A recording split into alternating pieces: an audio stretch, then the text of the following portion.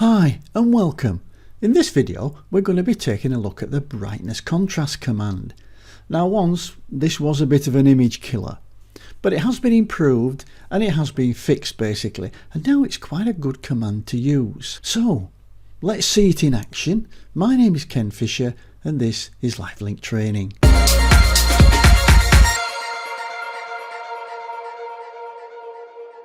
Okay, let's use the brightness and contrast command to try and improve this image a little bit. Now it is suffering quite a lot from contrast and brightness issues. Now when you want to correct these kinds of things, your normal thing is you go straight over here and you go to Image and Adjustments and you select one of these adjustments here. Well, this isn't what I would recommend that you do, because this is a destructive edit. And this really limits us in what we can do in the future. What I would do is go over and either in the adjustments panel here, you can click on the little sunshine icon, this little brightness and contrast, or from the layers panel down at the bottom you can select it from this drop down list here, and here we've got brightness and contrast. Now the difference here is that what it's going to do is put up the brightness and contrast as an adjustment layer.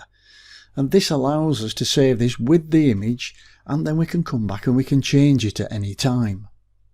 Now we can see from the dialog that it's not exactly too extensive, but it's still a pretty good adjustment that we can use. Now on this one, it's obviously lacking in the brightness department, so I'm going to push the brightness up. Let's push the brightness up to about 100 and see what that does.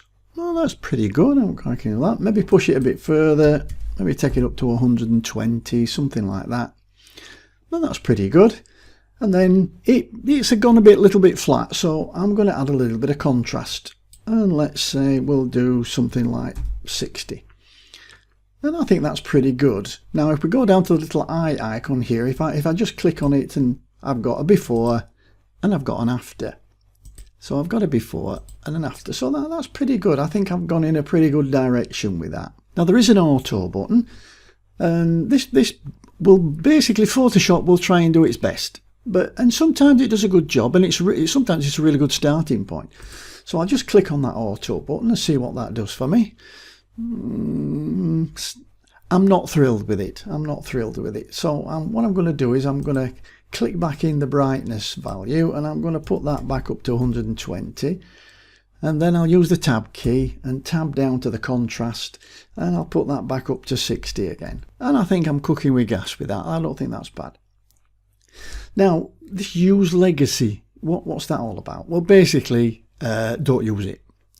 and I'll show you why. I mean, this is taking the command back to the good old bad old days when it was a real image killer, and it used to blow out the highlights and block all the shadows up. It was terrible. But it has been fixed. But why they've left that there, I don't know. But basically, if I just click on that for use legacy, I go back to the old dialog here. And now if I take the same readings and I say, okay, well, let's try and push this up to about 100. Oh, that's not very good. And we'll have the contrast up at something like 60, say. Oh, no, that's not very good at all. If I pull the contrast a little bit more and it's blowing out all the highlights like mad, don't use it. It's not good. Just switch it off and leave it switched off. And then I'll go back and we'll try 120 again, and we'll tab down and we'll oops, we've gone up to 150. We've gone to 120, and then we'll tab down and we'll try 60 again. And I think that's pretty good. So we've got a before and an after, and we've got a pretty good result using the brightness contrast command. It's pretty quick and it's pretty effective. Well, that's it for brightness and contrast. I do hope you liked it. Give it a go.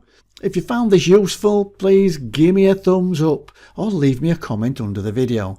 And if you get a minute, please click that subscribe button and become part of my Photoshop learning community. I'll see you in the next video. Bye for now.